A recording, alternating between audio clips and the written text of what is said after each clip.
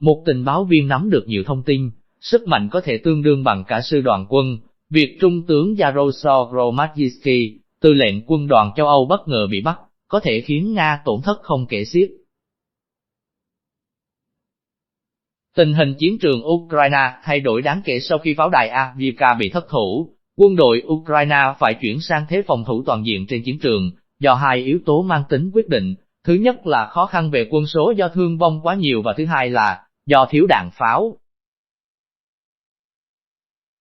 Ngược lại, quân đội Nga ngày càng hoàn thiện hơn, khi số lượng quân được triển khai tăng gần gấp đôi, có đủ vũ khí, đạn dược và chiến thuật phù hợp. Đặc biệt là việc lực lượng không quân chiến thuật hồi sinh, giúp họ tấn công các vị trí kiên cố của quân Ukraine dễ dàng hơn. Các chiến thắng liên tục của quân Nga giành được ở mặt trận Kupiansk, Kharkov khiến quân đội Ukraine vội vã phòng thủ thành phố Kharkov. Còn ở phía tây Avdiivka, Nga đã tấn công tuyến phòng thủ thứ hai được thiết lập vội của Ukraine. Ở phía tây Bakhmut, quân Nga tiến tới cứ điểm Chasiveia. Các nhà phân tích quân sự của các hãng truyền thông Mỹ cho rằng, ý tưởng của phương Tây tiếp tục kéo dài cuộc chiến ở Ukraine thêm vài năm nữa, nhằm làm Nga kiệt quệ là không thực tế, và họ đã vội đánh giá thấp sức mạnh quân sự của Nga.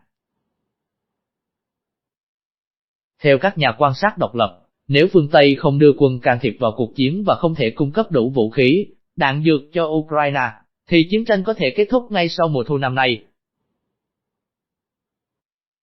Trong tình hình hiện nay, có nhiều ý kiến phân tích, nhận định xung quanh cuộc xung đột Nga-Ukraine, nhưng ít người lạc quan về triển vọng cuộc chiến của quân đội Ukraine, kể cả một số lãnh đạo Ukraine và đặc biệt là phương Tây. Tuy nhiên đây cũng chỉ là những phân tích chủ quan, dựa trên tình hình chiến trường, quy mô quân đội hai bên và việc hỗ trợ hậu cần, chứ không thể coi là những đánh giá toàn diện và khách quan.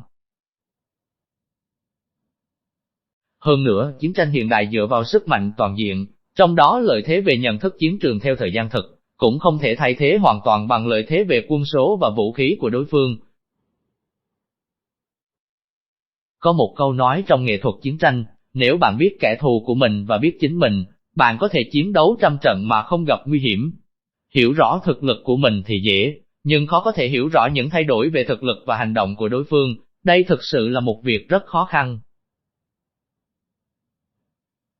Cho dù các vệ tinh trinh sát quân sự của NATO và Nga có tiên tiến đến đâu, hay họ có bao nhiêu máy bay trinh sát điện tử và UAV chiến lược tầm cao, thì cũng không thể hiểu đối phương định làm gì. Đây cũng là lý do cốt lõi vì sao từ xưa đến nay, từ Đông sang Tây, vai trò của gián điệp là không thể thay thế. Hoạt động bắt giữ vừa được cơ quan phản gián Ba Lan thực hiện, chắc chắn sẽ khiến NATO và Liên minh châu Âu phải đổ mồ hôi hột. Theo các nguồn tin của Ba Lan, cơ quan phản gián nước này đã mở một cuộc điều tra truy tố đối với Trung tướng Yaroslav Romanitsky, người giữ chức tư lệnh quân đoàn châu Âu Eurocorps. Trung tướng Romanitsky bị tình nghi là gián điệp Nga, ẩn nấp trong quân đội châu Âu và NATO. Theo một số thông tin bị rò rỉ, Trung tướng Yaroslav Romanitsky đã bị cách chức và trở về Ba Lan, từ trụ ở quân đoàn châu Âu ở Strasbourg, Pháp.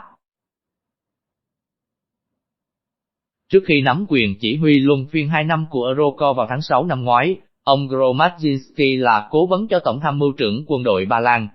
Trong những tháng gần đây, ông đã phối hợp với quân đội Mỹ để huấn luyện binh sĩ Ukraine ở Đức. Việc Warsaw triệu hồi ông Romanitsky về nước diễn ra một ngày sau cái chết của chuẩn tướng Ba Lan Adam Machak, người cho đến tháng 9 năm ngoái vẫn phục vụ tại trụ sở Eurocorps ở Strasbourg. Theo quân đội Ba Lan, ông Machak đột tử vì nguyên nhân tự nhiên khi đang làm nhiệm vụ ở Mans, Pháp. Điều khiến toàn bộ quân đội NATO phải suy nghĩ sâu sắc là, việc Trung tướng Yaroslav Romanitsky đã từng giữ chức tư lệnh quân đoàn châu Âu, từ tháng 6 năm 2023. Do vậy, chắc chắn ông đã nắm một lượng lớn các thông tin mật của khối NATO. Quan trọng hơn, Trung tướng Romanitsky còn là thành viên nòng cốt trong nhóm điều phối hỗ trợ quân sự của NATO cho Ukraine. Nhóm này thực chất là tổ chức chỉ huy quân sự trực tiếp của NATO tại Ukraine, và nắm giữ một số lượng lớn bí mật cấp chiến lược. Với sự xuất hiện của người trong cuộc cấp cao như vậy, không có gì là bất ngờ khi quân đội Ukraine không thể giành chiến thắng trong các chiến dịch lớn trên chiến trường. Đối với Nga, chỉ riêng vai trò của Trung tướng Yaroslav Gromyzhinsky cũng có thể sánh ngang với vai trò của nhiều sư đoàn Nga trên chiến trường. Rất có thể, việc Trung tướng Yaroslav Gromyzhinsky vừa bị bắt là sự mất mát lớn đối với nước Nga, mất mát này là không thể diễn tả được.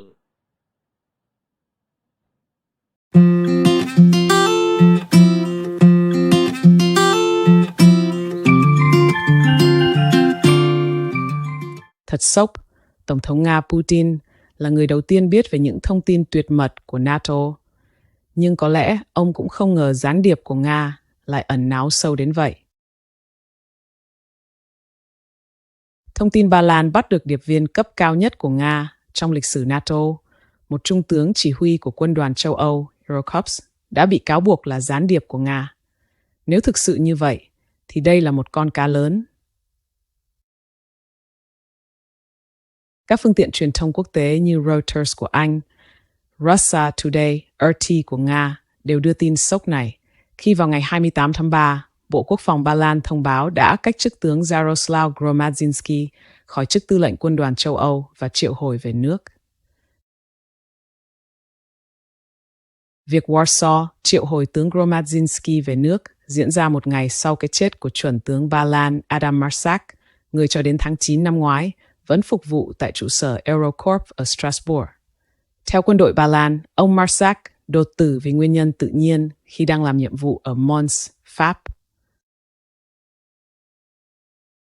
Ban phản gián Ba Lan thông báo đã mở cuộc điều tra truy tố đối với Trung tướng Yaroslav Gromyzhinsky, chỉ huy của quân đoàn châu Âu, vì nghi ngờ hoạt động gián điệp cho Nga. Cách đây không lâu, cơ quan phản gián quân đội Ba Lan đã bắt đầu điều tra anh ta. Có thông tin đó là cơ quan phản gián Ba Lan thu được bằng chứng cho thấy Trung tướng Gromyzhinsky đã bí mật cung cấp thông tin của NATO cho Nga.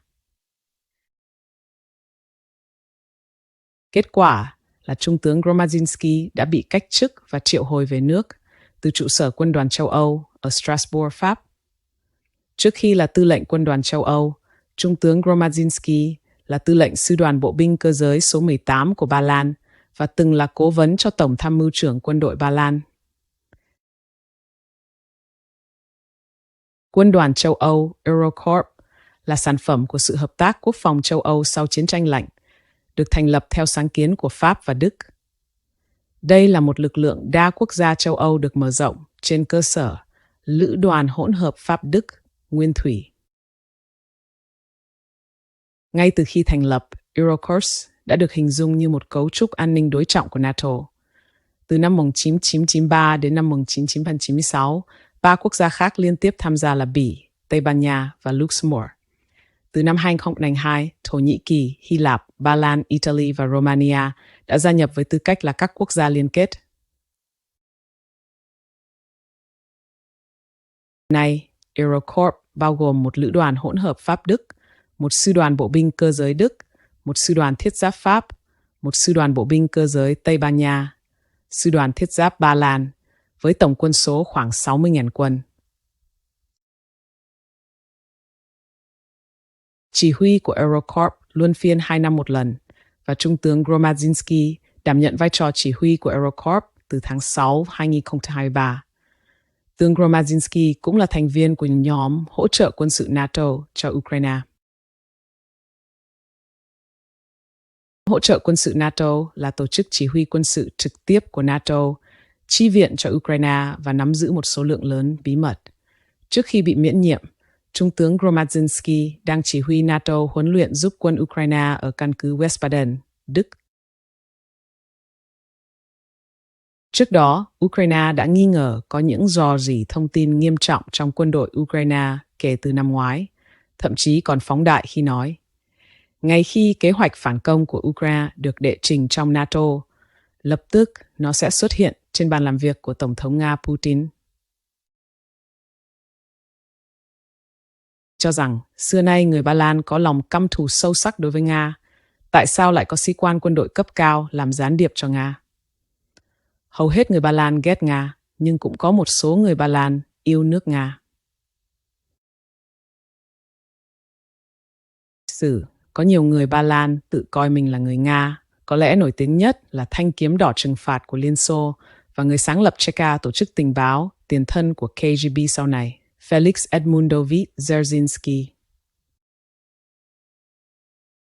Ngoài ra, nguyên soái chói sáng nhất trong chiến tranh vệ quốc Liên Xô chắc chắn là nguyên soái Zhukov. Người chói sáng thứ hai có lẽ là nguyên soái Konstantin Rokossovsky. Soái Rokossovsky là một người Ba Lan gốc Slav hay một người Ba Lan gốc Nga, và trong trái tim ông, quê hương của ông là nước Nga. Gia đình Rokossovsky luôn sống ở Warsaw và dòng họ Rokossovsky vốn thuộc dòng dõi quý tộc Ba Lan.